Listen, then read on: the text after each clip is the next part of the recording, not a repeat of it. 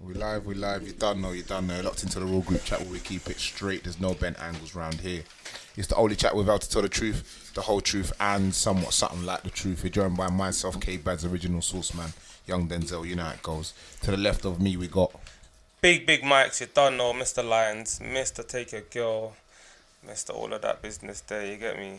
Dangerous. Mr. Danger Mouse. DM. That's my team now. DM, yeah. That's left wing there. Hey, left back. Danger Mouse. Back Luke Shaw. We're gonna come back to that. Rebrand. To the right of me, we got JBZ, the romantic jelly, the pom pom killer, eating Aussie for dinner. Still audio the Bema entrepreneur the year, this year, last year, every year. You feel me? You see what's going on. That's a bow. But yeah, hey, Mike, just before we get into, we've got a guest today. Just before we get into the guest, Mike played Sunday. He ain't played Sunday for a while, and it comes. A couple years still, can't lie. I can't. They probably got man of the match, you know. Yeah. Luke Shaw left back. See, not normal Luke Shaw. You see the fat Luke Shaw performance. If you watch football, fat Luke Shaw performances are cold. I put in a decent performance. I was 2 assists in it. Yeah, like something like. I got one. One was definitely an assist. One was like a free assist in it. But I was impressed with myself, and I didn't think because I play normal. 7-a-sides and 5-a-sides. I didn't know how it was gonna be on 11s. And normally when Kev says to me, "Come play," I'm like, "Yeah, I'll come." And last minute I'll be like, "I can't be asked to come." But this weekend I thought, you know what, I'm gonna come. And I knew I was gonna go when someone shouted at me and said, "Yo, there's a motive, come true." Remember when things were shouting? I said, "Yeah, come true, bar settings, whatever." And I was gonna go, and I thought, you know what? Nah, I'm going footy tomorrow. I wanna go footy tomorrow, so I wanna go. And I didn't want to start. I said, what, am I starting or I'm going to come off the bench, innit? Because I didn't know about the fitness. And then when I started, I was like, wow, yes, it's calm. It's calm. So, yeah. So, left back. Yeah, no, he did well. But yes, let's let our guest introduce herself. He said, go for it. Hi, I'm Dani, and I don't know, you guys kind of have your interests. You guys click. Mine's going to sound lame. Dani, a businesswoman, a baller, a hip-hop fan, mic controller. Mic controller. That's right of applause. Come on. Shout out Dani. No, but also shout out Dani because obviously, as you can see, there's a bottle on the table. Yeah. Support the bottle. Thank you very much. We appreciate that because obviously, like we say, a lot of guests when they come come empty-handed. Yeah. Tramps. But yeah, it's cool though. Thank you very much, though. We appreciate that, man. We said tramps. We appreciate it, man. Yeah, obviously, so you got an accent, Dani. Like, where are you from and that? I do, yeah. I was originally born in Bulgaria. Came to the UK 12 years ago for work and study. Okay. Yeah. I've been to Bulgaria, actually. Have you? You did, yeah, for work, yeah. Where did I go? Sofia, probably, the capital. No, because I went on, so we worked. The mic, you want to just push up a little bit? Yeah, we went to, we basically went, there was girls that were involved in, young girls that were involved in like sex trafficking. So we went to like a retreat and a resort to kind of like do some sport with them and do like mentoring with them. So it was somewhere in a village. On the beach, was it? No, I'll try and find out after. But yeah, It's it was a wicked experience because like I'm all for helping people, innit? But yeah, it's proper a nice experience. And it was funny because where we went, it was so like rural and it was like right close to like bushes and mountains and whatnot. And we went bear hunting. You know when we're in the middle of the woods, yes. I'm like, why the hell are we going to hunt a bear for? Like, what's going on? Like, it's mad because the bears. If you're honestly, the bear's probably hunting you. Do you know what I mean? Literally, but remember I told you it. Yeah. I was like, when in Rome, innit? You have to, What's it like? When's the last time you went back to Bulgaria? I go back quite often, like a few weeks ago. Yeah. It's alright. It's good. The situation there with COVID is a bit not great at the moment because there's a lot of anti-vaxxers. So we've got the highest mortality rate at the moment in Europe. Wow. So that's it's quite dangerous because we only have like 20% that's been jabbed. But it's a beautiful place. You know, it's just I love the country, but I don't like it. The government, and that's why I immigrated when I was younger, and I was just like seeking better opportunities. Yeah, no, 100%. I feel like everyone everywhere doesn't like their government. Like people who live in England will be like, I hate my government, but yours is not on a level as compared to, do you know what I'm saying, other countries if you deep it in England. What, here? Yeah. Oh, compared to other. Yeah. Oh yeah, here's calm. Yeah, it's like. Here is super calm compared to others. What? Yeah, sometimes I'm thinking about it. Like I get it, complain, but I'm like, yeah. Really? Can you complain when it's compared you can't, to? because if you get sent back to your home country, there's a madness going on there. Literally. Yeah, exactly. We've been spoiled. Yeah. We've been spoiled. Literally, and it's true, 100%. We definitely have been spoiled 100%. Because remember when we even said about the whole tax thing. Remember when Shell come and we were saying how what was it talking about? I can't remember what was talking about the tax and just saying how we've been spoiled and saying obviously if we didn't have to give the tax to other people. I can't remember what it sang about the tax and just saying we've been spoiled. It's true though. No, that's not a shot, you know. No mixer, he's pouring half the cup, mate. He's trying to kill us. But you said, Paula, businesswoman. Tell us a little bit about either or of them. I think start off with businesswoman. Wait, Dan, you don't drink, do you? No, at all. Oh, right. I'm committed. It's football. It's football. What has Lucas said, man? So you don't drink because of football, or you don't drink? I don't drink because of my fitness goals in football. Oh, serious? Yeah. So have you ever drank in your life? Yeah, of course. Oh, Yeah. I've done my fair share. Okay. Let's put it this way. I've done my fair share. And then what made you want to stop just like playing football? Stuff, I'm cutting now, so it's a calorie deficit and all that. Oh, okay, cool. You know, counting macros. It's mad because a lot of women that do drink, when they do drink and they're trying to work, like watch their calories, they always drink gin. No, apparently gin has calories. Has proper low Oh, calories. if you're still drinking while you're doing it. Yeah, but it's mad because you're making 2 steps forwards, 1 step back. So no, it's true. Why would you do that? But it's trying to find a balance. Obviously, drinking these drinks are high calories in it, but when you've got gin's quite a low calorie. So yeah. How do you find it? Talking about your cutting and eating, how do you find that? Do you find it difficult? What do you find easier, the gym or? I'm a foodie, so staying strict on my diet is the biggest challenge. I loved working out. For me, that keeps me sane because a lot of my work is quite stressful. So I need to let it go out in the gym. So I lift weights, I play footy, I work out every single day because that's my way to distress. But food-wise, that's challenging. Sugar's my nemesis, to be honest. Got a sweet tooth, so that's why I had to lay off other things because of the munchies and all that. And then drinking, not that much, but just you get used to it. Once you're focused, it's all about focus. Once you're focused and committed, you get down. I think food is the problem for everyone, man.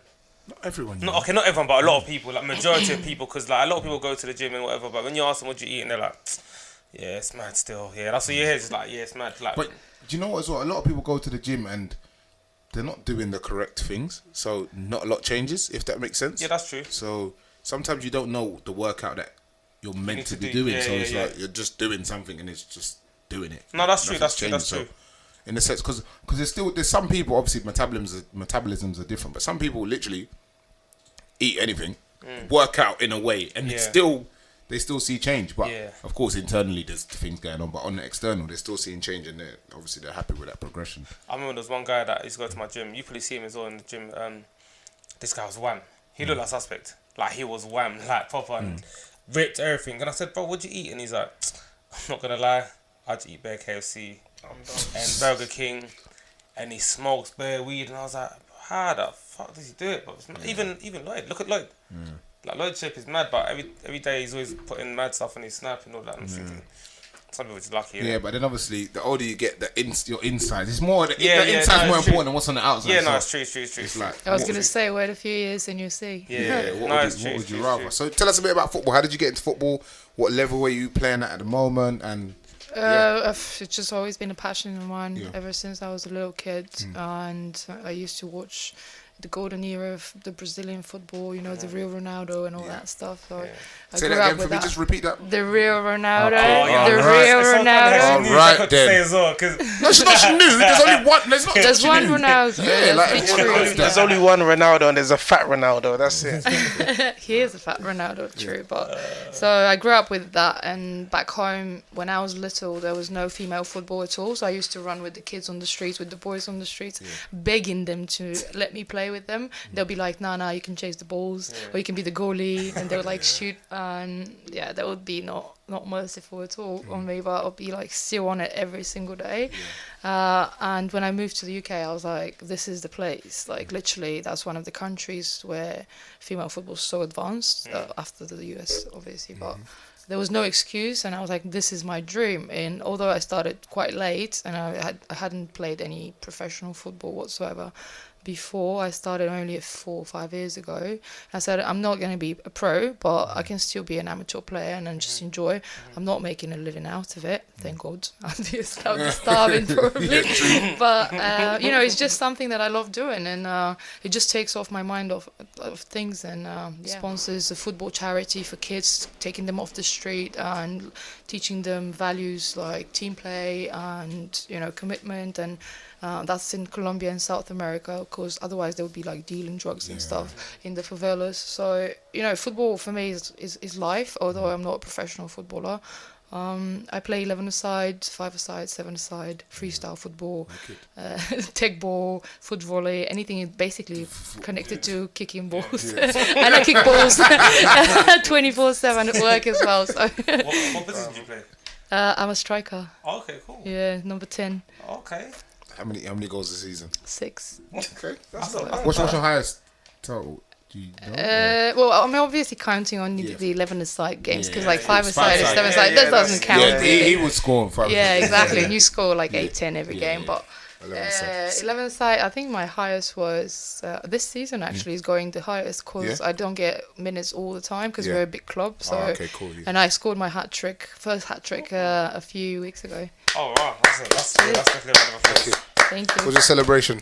Yeah, the celebration was. Has to be soon. Is that 18 plus?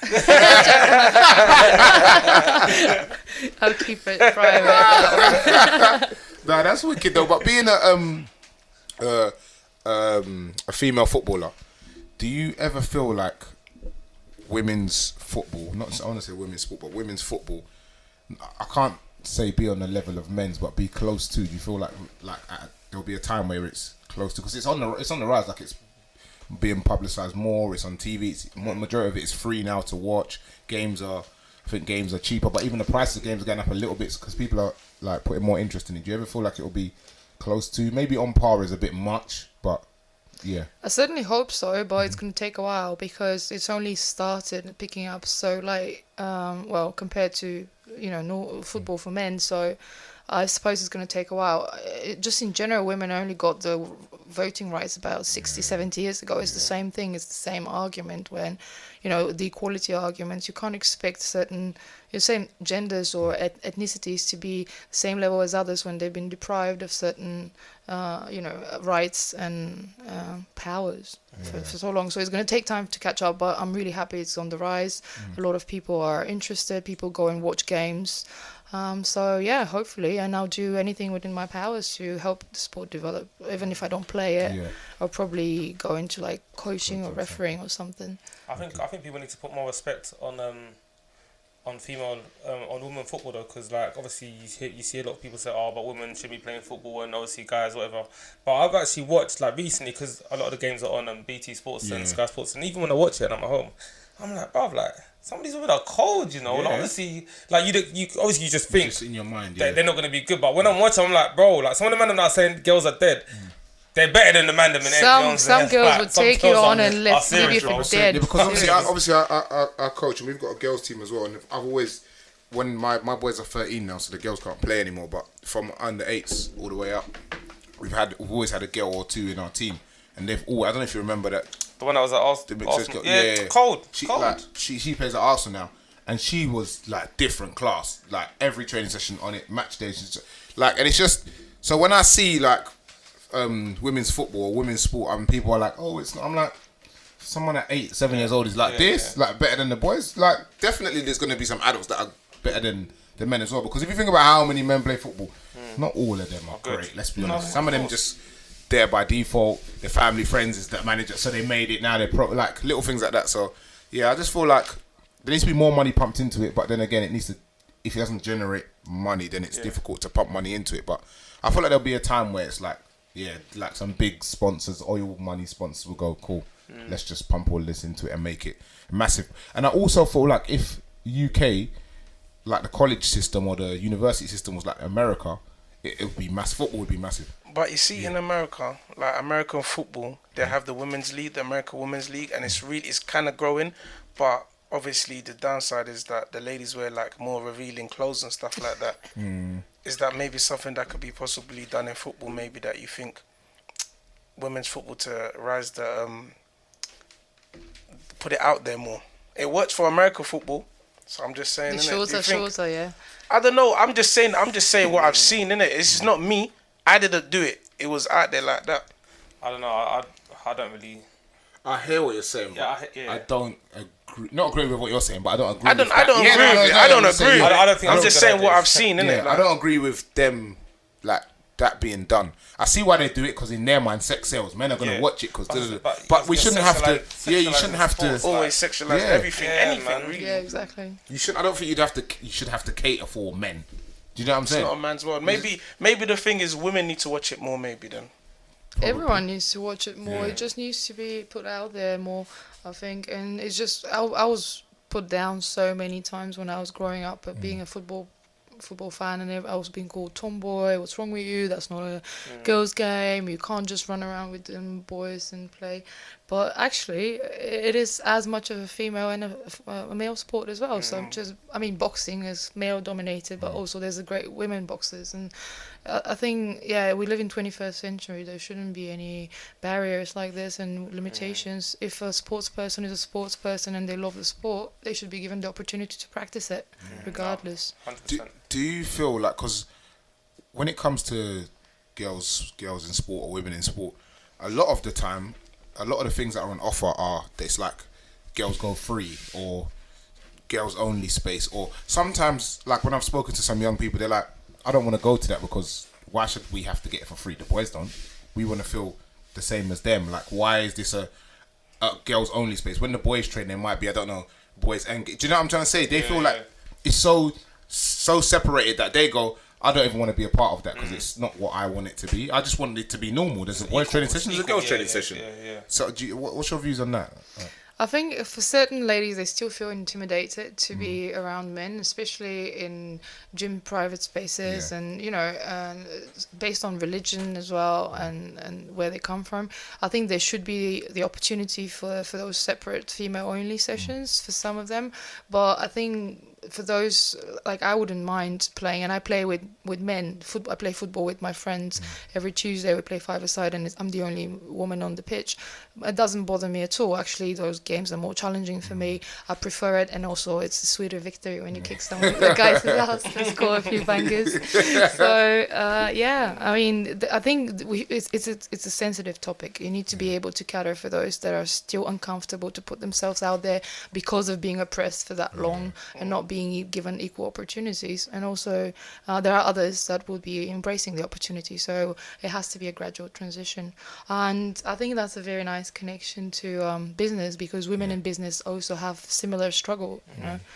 And being a businesswoman in London, where I'm also a foreigner, and I used to get a lot of shit just in general, just when people hear my accent and see that I'm a woman and all that, and it's tough. It really is tough. I don't want to whinge or anything, but it's reality, isn't it? It's being an entrepreneur in general. Like, it's been hard. Sometimes you take L's, and you there could be points when you take a lot of L's and you're like, bow. How do you come back from it? Like, what's your way of like bouncing back from it and stuff like that? I think there's a lot of similarity between business and sport. I always make a lot of connections and comparisons, because when you actually have a failure or like you lose, it depends on how you see it. The cup is half full, half empty, you know. Actually, for me, losing or failing at the game or at a business venture or something that you did as a move, a strategic move or anything, that's actually learning. It's not a loss. You've learned that that's not how you do it, or that you need to change or adapt your strategy and just move in a different way. Boy, in football or you know, in the game of business, or whatever. I mean, it's just not. You don't accept it as failure, and don't put your head down and just like stand up, sort yourself out, and just change, because it will be a madman if you keep on doing the same thing and expect a different outcome, right? Of course. So it's just part of the learning curve. No, that's wicked. What do you think needs to, this is an open question for anyone, what do you think can be done or needs to be done in order for, like, women in sport to be taken as serious? What do you look for? Obviously, you said about just a suggestion. Obviously, not saying that, but that suggestion. But what do you feel like? I feel like obviously, looking like if you just look at sport in general, I don't want to say men are better, but men are built better to do better at these sports. Like some of these sports, it's gonna be more entertaining when you see man that can jump higher and run faster and hit harder. It's gonna be a bit more entertaining, right? Just because that's what entertainment is. And I think maybe if there's a sport or there's sports where women do better, that they're better, like they're actually better, they should do that more, maybe push that more. Does that make sense? Yeah, I know, to what I'm saying. Like it might be a skillful thing. Like I feel like women are got more like skills than man them. So like maybe maybe they should blow them up because it's like the women are better, and it's like we can because we're appreciating it for what it actually is, not that it's a man doing it or a woman doing it. It's like in hip hop we're looking at, we might say certain ladies are top rappers because they're actually sick and they're better than men. Like we want to look at it for the entertainment value. Like, oh my days, that is sick. And it's just unfortunate that some sports women are not as good as men. So there's other sports that women are better than men. So why don't we just try to blow them ones up instead? Because they're actually better and do you get what I'm saying? Yeah, I hear what you're saying. I feel like the one thing that the women's side of like football, even just sports in general, has been in Power League, bro. I'm not even taking a piss, you know what I'm saying? But it's a boy thing, man. Like, but you know what I'm saying? But is it actually better though? Is it actually does it look better? Is it actually better? The quality of the entertainment. Do you know what I'm saying? But you're gonna say that because I'm gonna sound fucked, and I don't want anybody that plays football to cuss me, but I'm gonna say you see online it says the only job where women get paid more, that man is porn because they are actually better. It's more entertainment to This is the views of one man. So many ways. You know what I'm saying? One man. And that's what I never said that. I see it online. Okay, cool, I've seen it online. Oh, so that's not your view. This is not my view. Because obviously I was reading. I was reading, and that's what man was like. What entertainment industry or what industry are women getting paid more? And they're getting paid more there because they actually do more. No, but let me say, there's more to do. No, like you get me, like. No, but at the that same sounds fucked. No, I don't agree totally with it, but. Yeah. But at the same time, you need to think about if you look on average who views porn more, men or women. It's men. Men are not going to pay to watch other, like, there's going to be a small But they're paying other men to watch the other men. No. They watch men wrestle in mud. They watch men lie down on and hug each other. They watch men.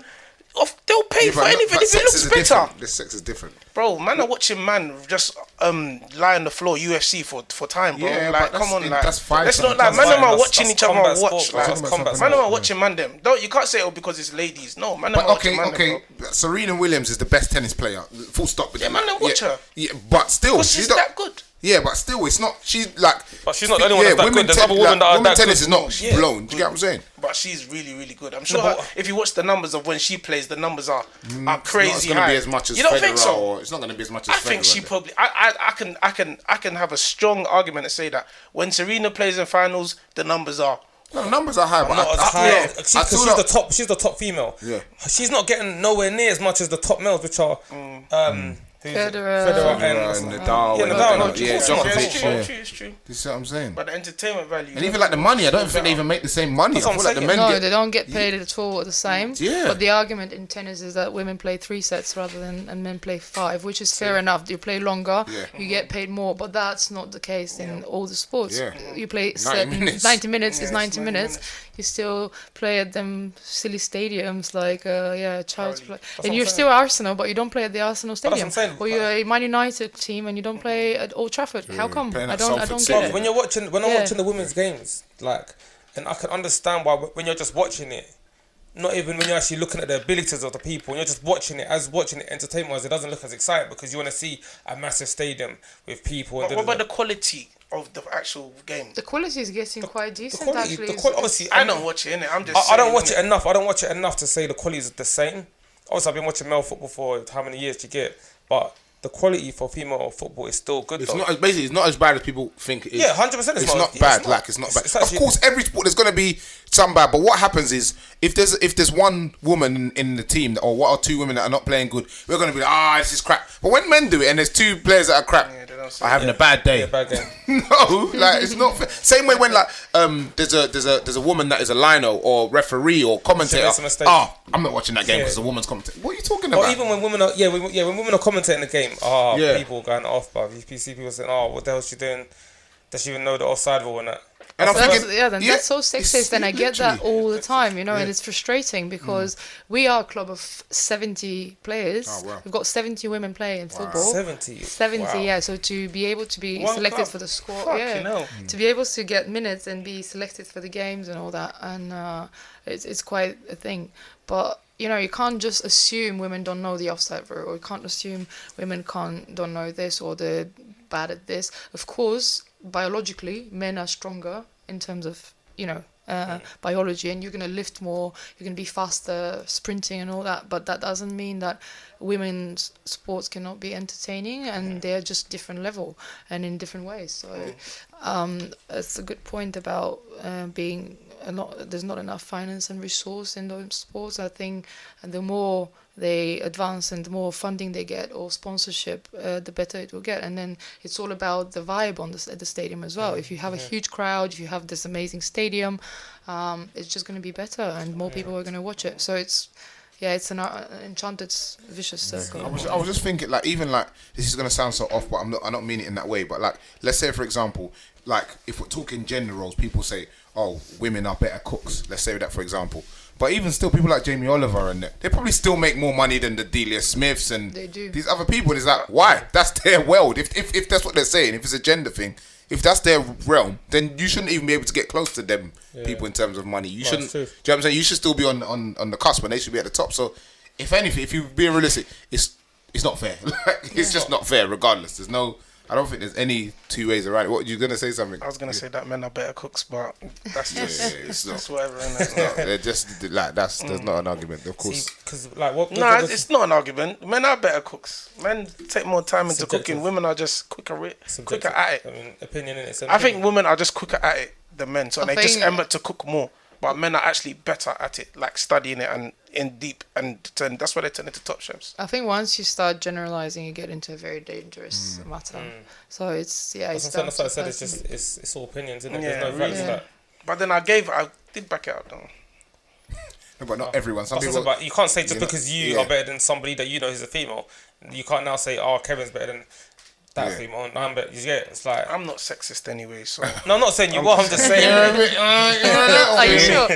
You're a little bit. But like, we're gonna get onto that with sports and stuff. Like the two sports that I'm seeing that obviously I wouldn't say still at the level of the males, but that are starting to push them a lot more than football is UFC and boxing.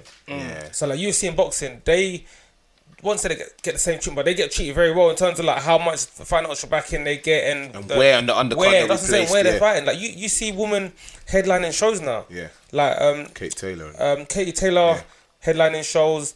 UFC. Ronda Rousey was a headliner. Like. So you see these women actually doing well and fighting. No, but don't you think because they was actually really good though? They were actually like Ronda Rousey was sick. Like she was really like she was. But that's what we're saying. The argument is that an average and okay man is still going to earn the same as a sick woman or close to. It's like, how is that fair? If they're sick, you're sick. Like regardless. If you look at what Ronda Rousey and them lot are earning, Katie Taylor and that, they're not earning not even half of what Anthony Joshua's earning or what Conor McGregor's earning and John Jones. An average guy that is. You know what I'm saying? Some average boxer, And at least they put at least the same amount of training and ambition and blood, sweat and tears. And still have to cut in time. They still have to. You know what I mean? So it's mad. It's not fair at the end of the day. But anyway, let's get on to the happy end. Hopefully can some business, man. All right, sorry. The sports thing is, the football especially. Obviously the man them love sport, that's fine. Sport is life though, really and truly, it's true. Like, it is a lot to do with. It teaches you so much, innit? Quickly, before we go on to the thing, Gets His show was sick. Me and Kev the other day went Gets His show on Saturday. Do you know Gets His? Yeah, of course. So he reposted me today. Was it? Cool. I tagged him. He reposted me. He had a dope show with Kano on stage the other day. No way! I was trying to get tickets. So we gutted. It's so funny because even from the ticket situation, We booked these tickets. Imagine they come out in what, like March? Well, yeah. They come out in March. Yeah. Are we doing a shot? Do you want to do a shot? Nah, you go. Go on then. Well, let me just back it, man. Don't work it tomorrow. Leave me alone.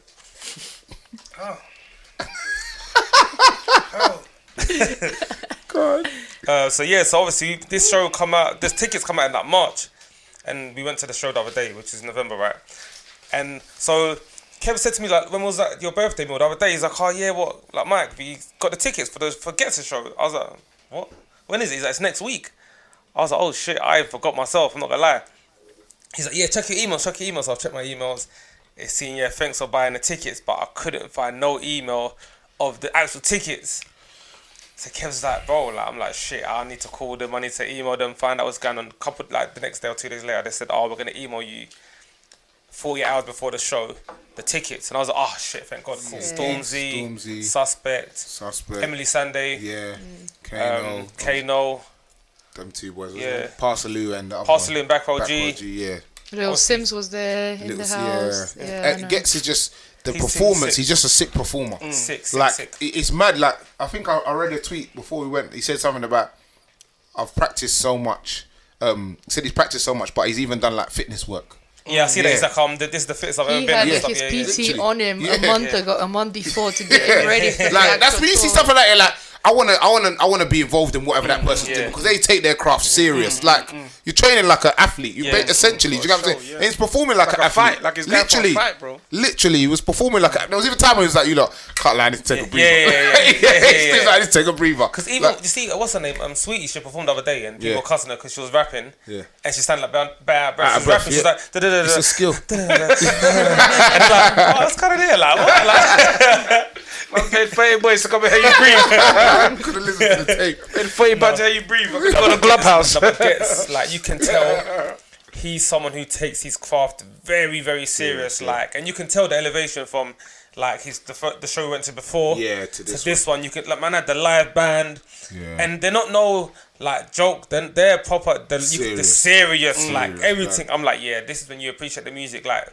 I even said to Kev, being at the live show has made me go back to listen to the album and appreciate the album even more now. I'm listening to the album, I'm like, there's certain things I didn't clock in when I listened to it like headphones, but now I'm hearing it live. I'm like, I see what he did there. Or the instruments coming in the chorus and the little. I'm thinking this guy's just he's the best. I think it's the best hip hop album of the year. Oh, I think it's 100% for me too. 100%. I voted. Yeah, for me, 100%. He's got to win that. He's 100% got. He's got to win one of their awards.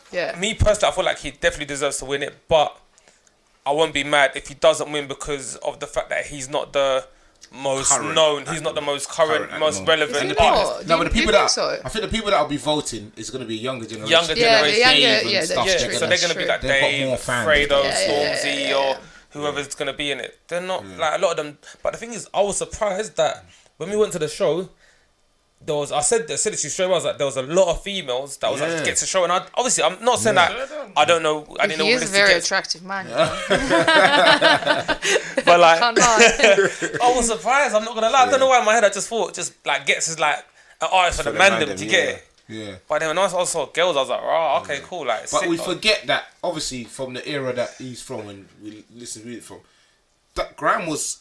Like, no one was really... Like, you listen to Graham and you listen to, like, R&B. That was it. In the daytime, you listen to Graham. In the night time, you listen to slow jam. But everyone was doing it. It's only now that there's so many different genres that people's main source of music is, American rap or American R&B. But before, it wasn't that. Like, no, it's true. Literally, you were getting Channel U, that was it. Everything on Channel U. MTV-based Channel U, that's it. Anything that you can transfer through Bluetooth, you're getting it. So, like, that's what it was. You see when he started doing the set... Oh, yeah. See that set when he just started doing the mad thing? He did the album. Then we thought, it was done. He's like, nah, I'm not done. Rude Kid. He put Rude Kid out. Him and Rude Kid just did, they did a bad thing. Yeah. But I looked around, like, me and Kev were just spazzing, just bar for bar, going back, I look over, I see some girls, like, fully splitting the bars. I was like, oh, shit. I was like, yeah, 9. Man, crap. They knew about it. Oh, I was like, I was mad still. Yeah, they knew about it. It was nuts. He's a great performer, and I think...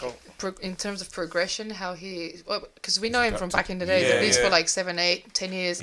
But the way he's progressed, the way he flows with his lyrics as well, it's just you can see that this is an artist that actually grows and gets better and physically better as well, and puts in the effort.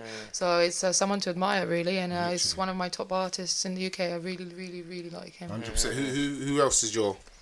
I'm more of an old school hip hop girl, the American act. So for me, it was a dream come true when I came to the UK to be able to actually see my heroes live. The music that I grew up with when I was a teenager, I never actually thought I'm gonna see them. And then I literally had tears in my eyes to be able to like witness and see Nas, Mos Def, Talib Kweli, KRS-One, Public Enemy, just WuTang, the biggest fan. I'm like literally I've seen WuTang Clan 7 times. Wow. I've seen them separately. I've seen them all one by one on individual shows, right? Or New Gore.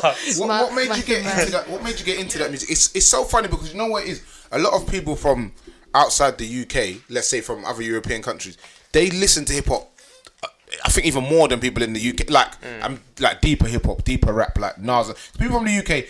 Alright, Nas. They'll be like, Nas is cool, he's a legend, but you only know what 1 or 2. You know the commercial. You know the commercial. And all of you didn't do your research properly. You get what I'm saying? But I feel like people from outside the UK and a lot of European countries, they know like proper, like deeper. Anytime I've been on holidays, I grew up with the culture. I know it sounds weird because I'm Bulgarian and very much white, but I grew up with the hip hop culture, and I used to be a writer back in the days with like graffiti and stuff when I was a kid.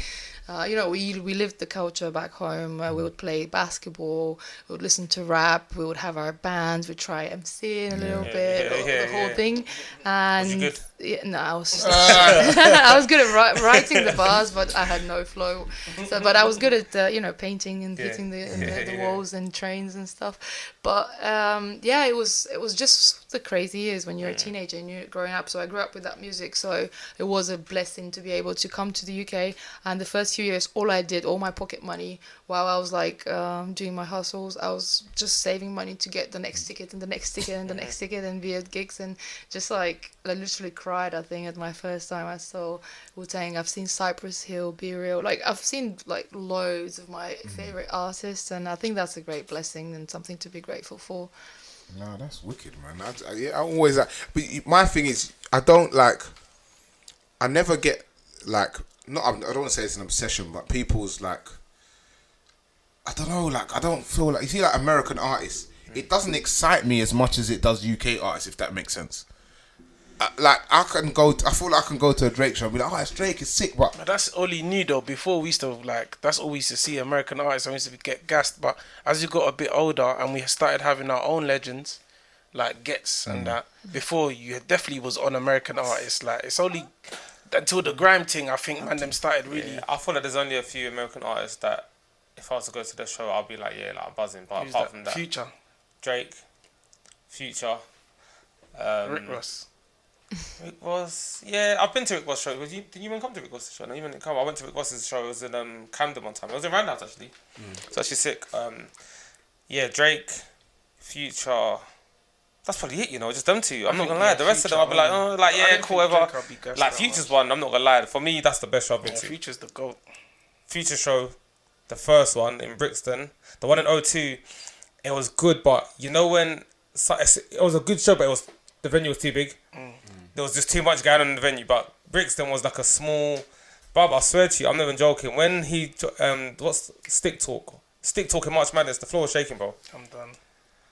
Like it was mad. But obviously Kev don't like. No, I don't not like it, but it just doesn't. It doesn't excite you. Yeah. I just like, it's good, but I'm just like, I don't see. I can't. I feel like I prefer music I can relate to. I'm like, I can relate to that because it sounds like me. Like feels like me. I feel like I've been through some of that stuff. But a lot of the American stuff is a lot like.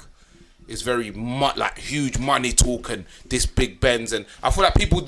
That sort of music goes to people. Oh, that's gonna be my dream one day. I'm like, I'm like, alright, cool. Like, do you know what I mean? Like, cool. It's not relatable as much. Yeah, literally, I like substance music. Because some of that music is not substance based. It's just girls, money, weed. I'm like, a lot of the stuff that Drake raps about, we can't relate to. Sounds good. But sometimes you can. When Drake does the slow stuff. Me, Drake is not really a rapper. He's an entertainer. Yeah, there's a difference. That's why I'm more into like old school rap, because I can hear the lyrics and it's something that they actually tell you a story. There's a narrative rather than more like new school stuff. I mean, I'm not saying it's bad.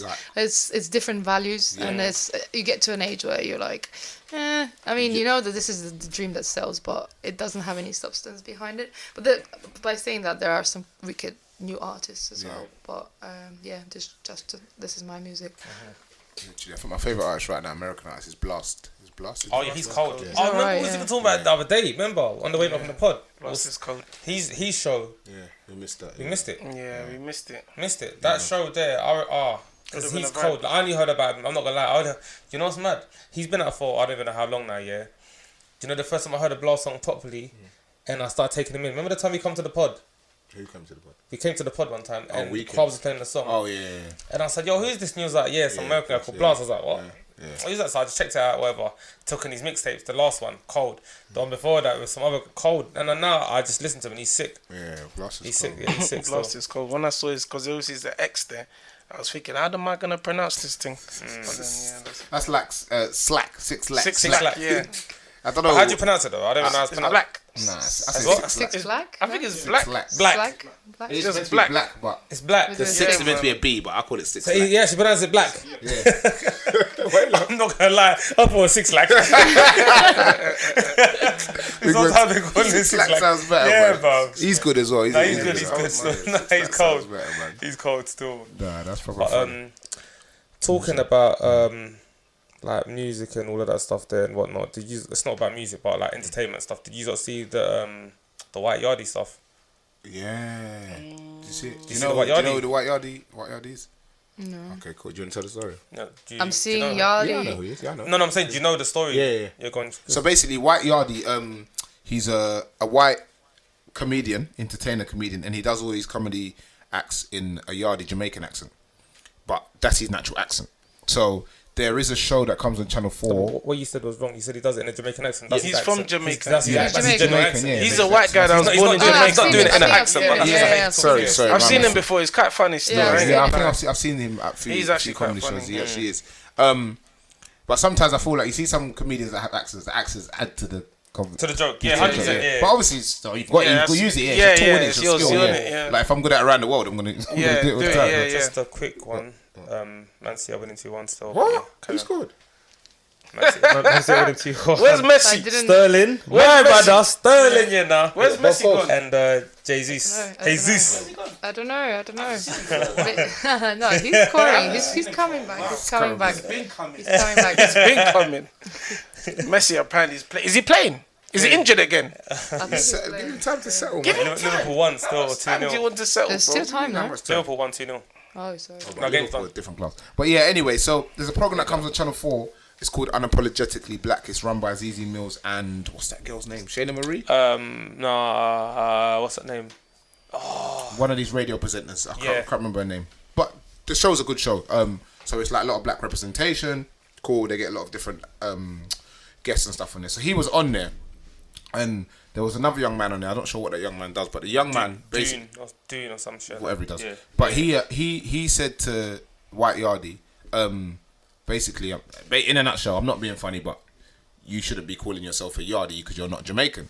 So then White Yardie said, okay, but I was born in England, went back to Jamaica at like 3 months old. The only reason why I wasn't born in Jamaica because the hospital system wasn't great. So his mum said, let's come to England, give birth to. Took him back at 3 months old. Went to primary school, went to secondary school, I think till about 19, 20 or something. Yeah. Then he moved back to England. So he was like, all I know is Jamaica. Like, I know more about black history than I do about the British history or white history. He's like, because how can you now tell me that I'm not Jamaican? So there was a whole like big debate. People saying, oh no, he can't be Jamaican because of his... But I don't think your skin colour defines Who you are or what country where you're from. And one thing Or you what said, gender? You Yeah, know. It's what- because yeah. Jamaican, But you know and you said think as well- Jamaican. No, but- It's just be someone that's from Jamaica, that country. And if you're born there, you're Jamaican. But the question That's he it. asked him, he said, That's what- when did you decide? Yeah, that's what he said. Did Yeah, you decide you was Jamaican? yeah. What do you Stop. mean? How when can you did decide? You are Jamaican. That's who you Right. are, innit? How can you just decide? You can't just wake up one day and be like, you know, I'm Jamaican today. I even That's thought what that I'm whole that I thought it was dumb. I watched it and I didn't really want to. But you know, one thing Zizi Mills said Participate that I in it. liked as well. She said, that she's Jamaican herself. She's Caribbean, yeah. But she said that White Yardie has a right. He's way more Caribbean or Jamaican than she is because fair enough, yeah, she's black. And people say, oh, because she's black, she's more Jamaican. From there, but her parents are from there. But he was born, like not born, he grew up there most of his life. He knows the culture. He can probably cook Caribbean food better than a lot of Caribbean people who are born here. Do you get it? Like, that's his life. If he was born in a country till 8 to 21, born in a country, regardless of your skin color, like if you was, I don't know, whatever color, and you're born somewhere, you're whatever color you're born there. That's what you know. Like you get. And do you know what's fun? Do you know what the maddest thing? The maddest thing is as well is that, let's say, like even when I went back to Ghana, when you go back home and you see, let's say, a white person or someone that's from there that you feel, oh, just like looking at you, be like, oh, you're not from here, and they're speaking your language. Be like, everyone there accepts them. They don't go, oh, that's a white person. No, you're Ghanaian because you're from Ghana. And I'm pretty sure when he goes back to Jamaica, they're not like, oh, that's white. No, that's whatever his name is because he's from here. Like that's all we know. Like them Chinese in Ghana, you said Kukweku. Nah, they're on a different. I'm done. They're just on something else. They're on the money makers. That's different. But like, I don't think it's fair, and I feel like black people. I don't want to generalize, but black people, it's always like it seems okay for them to say that and do that. It's not. Like, it's not. Do you know what I'm saying? Yeah, it's not okay. Like black people tend to do that. Oh, you can only be black if so and so, or you can only be. But you can't lie. You can't lie because at the end of the day, all of us were born in England. Some people will still say we're not British. Yeah. Do you know what I'm saying? Yeah. Like, there's certain people out there that will say man's not British. I get that. Even though all I've known from day one is being British. But because I'm black, they'll say you're not British. So you can't say you don't know why people do that because it's done reversely, innit? So you can't say you don't know why. Do you know what I'm saying? Like, no, but he's, I get it. It's reversed same way. Like, I'm British. Like, I'm born in England. Yeah, my family's from Nigeria, but literally, I've been there twice. Like, do you know what I'm saying? That's what I'm saying. It's mad. That's what I'm saying. So no one's gonna question you and be like, "Oh, you're not British." No, but some people might.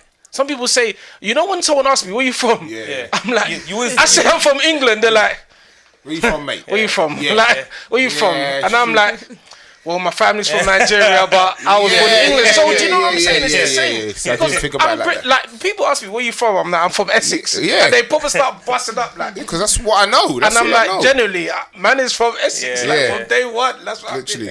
I think that's a good point because it's 21st century and we need to be better and dividing people based on their gender, skin color, ethnicity, that's so like 20th century, even 19th century. But in 21st century, the narrative should be around who you are, what your values are, what your worth is, and what you do, and then be judged based on those rather than how you look and appearance or what gender you got or where you come from. And it's a struggle. It is a struggle. Like, I know I'm white and there's a thing like white privilege, of course, but also being a foreigner when a woman in the UK, it was very hard, especially the first few years, to just get a job, be treated equally, be not like segregated or joked around at the office when everyone's like over 50, male, white, and you're like the only woman in the boardroom or things like that. In the boardroom? Yeah. So you're in the boardrooms, yeah? Of course I am. What are you doing in the boardrooms? That's not a plot for one of them, your dirty No, films. I wanted to segue. Dirty films. It starts like a porn CJ. No, that's not it. No, obviously. No. Where's the teacher in that? Red light. Green light. So now, obviously, you're talking about the boardroom. So I'm guessing, obviously, you have to have a higher power of, not a higher power, but a higher position in companies. Could you tell us maybe some of the work that you've done or some of the companies that you've worked with, or sure? Because I know a bit about you, obviously. So just tell us a bit more. So I am the CEO and co-founder of a business that we launched recently, but I'm also managing director of another one. So it's two businesses that I run at the moment, and I didn't start them by myself. I've got two business partners that are on the board of the directors, so it's the three of us, and it's an equal share. So I do have to, I've got peers and I've got stakeholders in the company that I need to report to, but they are sort of just shareholders. I run the show, and that was my condition when I took over the companies, because I just like the way I like to do decision making, and I like to strategize.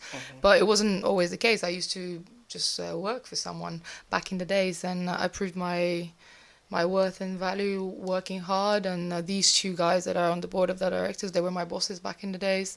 And I was the first employee in the company, and I literally started as an admin person, and I worked my way up. What industry is it? Sorry. It's digital marketing, and it's online marketing. So what we do is we build websites, and we launch digital marketing campaigns like on Facebook, Google, Instagram, Google Ads, and we just strategize and help a business just get more leads and more traction from online channels, because it's all online now, especially after the pandemic. Online shops, retail, everything turned online. So that's that. Do you prefer being, because you've gone from being a worker in the company to now being one of the CEOs of the company, which of the lifestyles would you say you prefer, being one of the workers and just doing your work and going home, or being one of the co-founders where you've got to, put in it's no longer a 9 to 5. It's like, 24/7. 24 hours. Exactly. Well, there are ups and downs, because when you're an employee, you've got your secure paycheck, and at the end of the day, it's 5 o'clock. You go home and you rest, but I literally have to sometimes wake up 4 a.m. and just do like calls with Australia, then be like at 8 o'clock with clients in America. And it's always on the back of your mind, especially when the pandemic hit. It was so difficult, because we would lose like 70% of our revenue over a week. And then you start think about cutting people and like laying people off, and then it's all down on you, on your responsibility. And literally I had like weeks where I couldn't sleep, and I had to like take very difficult decisions, because you always you try to be objective, but you're always emotionally involved as well, because you know your stuff as well, and you know that this guy had just had a baby, or another one just took a mortgage, or that one's going to get married, so who do you pick? How do you decide? So it's like, it's heavy shit. So of course I like the lifestyle of being able to travel and being my own boss, and being a CEO. I can work from any point in the world, and the digital nomad lifestyle sort of thing. But it also comes with a lot of responsibility, and media does not portray it as it is, and it doesn't do it justice, because you take the big bucks if you are successful, that is. But it comes with so much stress. Let's speak into existence. Let's not be humble. Let's not be humble. It depends. I like people being humble, but it depends on how you define success. Because there's only, if you compare yourself to the big billionaires around the world, you'll never be successful. But if you look back, and my motto is always never forget where I started from, and like what my origin story is and my background. And I come from a poor family, so. For my family, I am successful, of course, but I'm always looking up and wanting more for myself. But just to answer your question, I think I do like, despite so much pressure and decision making, I do like being responsible and being a leader, because I find it inspiring, and not being someone's boss or a manager or like micromanaging, but actually being a leader and surrounding yourself with the team of 8 players and developing those people around you. That's important, but also enabling them, because you can't be on your own. You can't be. It's a team sport, very much like football. You got to build it up, and you've got to have a team behind your back that always has your back, and for you to support them. And it's a common thing where if they are successful, you're successful as well. So when you're an entrepreneur, at the beginning it can be a very lonely place, but once you start building up and getting successful and growing your business to like mid to high level organization, then it always depends on the people as well that you surround yourself with. What would you say is like a key trying to think key words? What is the key to a successful team? Like, what would you say is the key to have a successful team?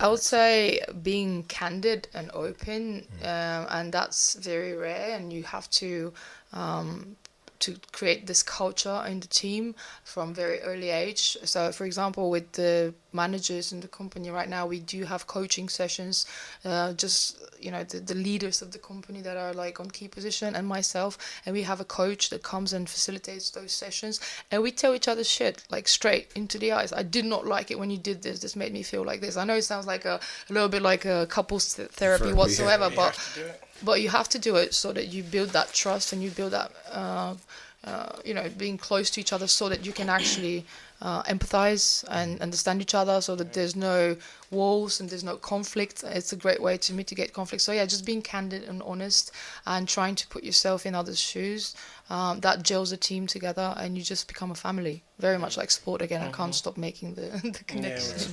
So you see, because obviously, like you said, you're not one of the only founders of the company. There's other people and stuff. You know how people always say in a team, everyone plays their roles, and you got to kind of know what role you play. Would you say in your team there's someone, because everyone says, you know when people say, there shouldn't be a leader in a team, but let's be real, it's like football teams. There's 11 players, but one person has to be the captain. And if everyone else knows that person, there's nothing wrong with that person being the captain. You got to just accept what it is. Would you say with your company that there is someone who's like the head, not the head, but the person who takes a bit more responsibility, the captain, or you're the person? I own shares, so that's it. So I run the show. They just cash out, which is a better position, I guess. Obviously, what mistake or a big mistake or a story that you could tell us of something that you've gone through, some knowledge that you could just share off the back of it, something that happened to you, maybe just some like a mistake that happened or something that you learned that until you was in that situation you never actually knew like how to overcome it. There's been so many like trial and errors over the years, but I would go back to like early age when I was a kid. It's a story, like it's part of my origin story. As I said, my parents are both teachers, so that's a very modest profession, like back home, especially back in the days. We came from a very poor background, so they had to work 2 jobs to make ends meet, which meant I had to look after my little sister. And I was like 6 or 7. I used to like run the house, like cook and do chores and all that stuff, and she was like a toddler. And it was really heavy because I could see my parents like trying, like putting in the extra work and hustling till like 10 o'clock at night, coming back like really tired. And they were trying to start their own business, have their own their own separate business and get out of teaching. And for a while they started this manufacturing company for like luxury furniture, and they were doing all the work, and they were coming back knackered at the end of the night. And it kind of existed for like a year or 2, and they were great with it, but they had a great product, but they didn't know necessarily how to sell themselves or market it. And a couple of years down the line, they had to like close the company, and they just shut it. It didn't fly off. So I think that's why I got into marketing on the first place. And now one of the businesses that we launched is into franchise marketing in particular, which is a very interesting industry because it's all about someone's done it right and they franchise the concept. So if you wanted to be an entrepreneur yourself, you can buy the rights, you can buy the handbook, and you can just replicate that business model in a different area. And in hindsight, if my parents knew how to do this, if there was like a way of support, that level of support, marketing, sales, whatever, to help them out. They had a great business and a great idea and a great product. They just couldn't market it. So I think that's how I kind of feels what I'm doing is right, and I've got my passion in my heart. And it's kind of, I know it sounds weird, but it's kind of as if I'm helping my dad achieve that dream. But it's not my dad, it's obviously other people and other people's businesses. Marketing is a lot, you know. I watched something the other day. Do you know the whole fact that like we watch TV programs is because, you know, like soap operas, you know, it's called soap opera because the soap companies used to buy the theaters to record the program so they could sell their soap during the ad break of the program. So that's why it was called soap operas. So really, because like the makeup industry and stuff like that, that's why we like watch programs on TV and stuff like that. And then if you look at Kim Kardashian and that, who were doing TV, reality TV, which is like half program, half reality TV, like, and then they're selling their brand, their product, their face, and now they're the big faces. Like it's almost like they took that marketing a step further, and like, do you get what I'm saying? It's like it's almost like they took that marketing a step further. But yeah, I just thought that was interesting, because I'm into marketing. I kind of read like stuff online about it. Digital is the next level as well. It intrigues me because there's so much data, and it's literally everything that we do is being recorded and watched and then analyzed, and there's so much data around it. Like sometimes you're talking with your mate about something, and then that ad appears on Facebook or Instagram, and you feel they're listening. So them are listening. Yeah.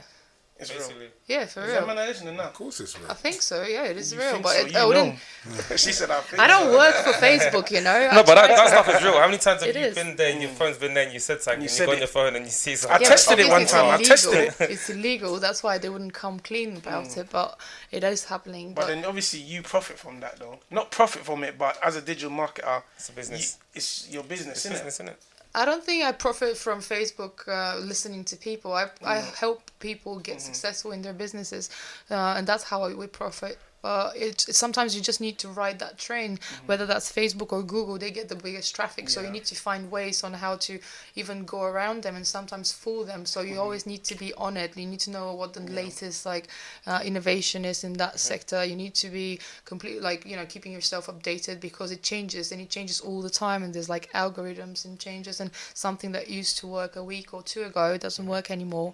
And that's why, because we've got offices in Australia and the States, and sometimes Google rolls out the first change in the States and tests and trials stuff in the States. So we learn from our American clients, and then we know 6 months down the line they're going to roll it out in the UK, and then 6 months down the line it's going to be in the Pacific and Asia and whatnot. So we actually, this gives us a competitive edge.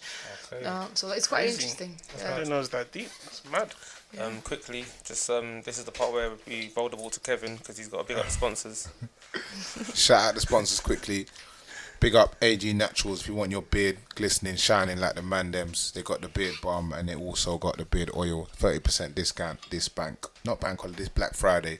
So hit them up. Put TRGC in the discount code. In the discount code. TRGC So they got a 10. website coming soon. The website will be launched on Friday as well. 30% discount. TRGC 30. Yeah. In the code. Big up Beauty Hideout as well. Yeah. If you want your face glistening, shining, clean like the Mandems. They got the steamer. The bum scrubs as well. I see them doing the bum scrubs. Yeah, what is that? If you got some hairy bums and that, shout at them, because do they do the scraping? Yeah, they I see it, bro. I see it on the Insta. I see it. The vajacial and that. No, So I see the bum one. Yeah, the bum and the vagical, both sides. That's mad, bam. So your bum will be smooth, ready for whatever it needs to be ready if for. you're on the arse thing, get your thing proper. You get me? Yeah. I'm I'm gonna get mine done soon, because I'm due for that still. Whoa. What's going on? I said it. What? What did you just say to me, my bro? I said I'm due to get my Hey, ass. change the I'm subject. due to get my ass. What? What's wrong with that, man? Oh, shut up, man. Hey, what's going You man on? have been like some dickheads. You man, I hate when you man do this shit, bro. I hate when you man act like What's going dickheads. on? Whatever, bro. You're moving mad. You're moving mad. You man move like you don't need ass, but go on. So what you saying? Now, what was I saying? Anyway. Go on. Because Mike threw me off. But yeah, freestyling. Tell us about freestyling. What about freestyle? Like, how did you get into?